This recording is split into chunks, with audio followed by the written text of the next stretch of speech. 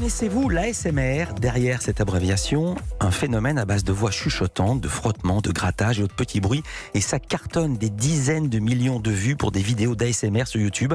Pour en parler, nous sommes avec la journaliste Ariane Nicolas. Bonjour.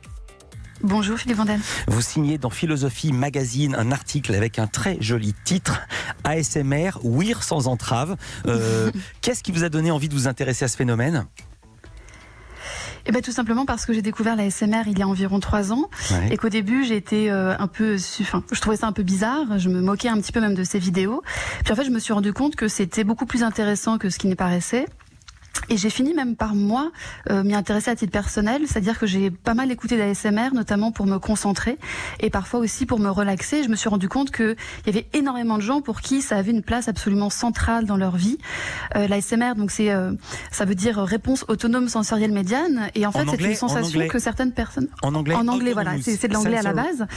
Pardonnez-moi, Autonomous Sensory Meridian Response, ASMR. Exactement.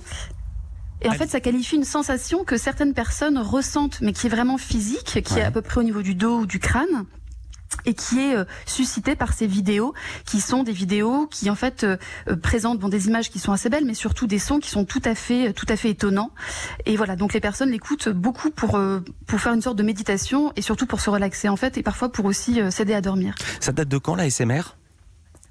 Alors, ça apparaît à la fin des années 2000, au tournant à peu près 2010. Au début, c'est une communauté, si vous voulez, YouTube, qui est extrêmement restreinte. Et puis, il y a 5-6 ans, il y a vraiment eu un boom de l'ASMR, avec une communauté qui a grossi. Et puis, depuis 2-3 ans, c'est quelque chose qui est vraiment devenu très mainstream et qui est devenu mondial.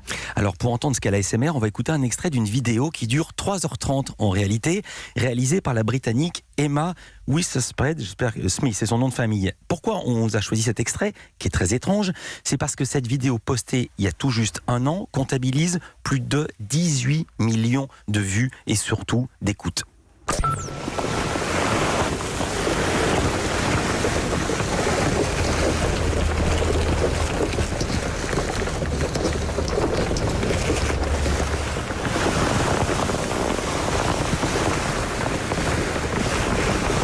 Alors le bruit, le son qu'on est en train d'entendre, c'est un ciré qu'on enfile et qu'on déplie, et ça fait donc 18 millions de vues.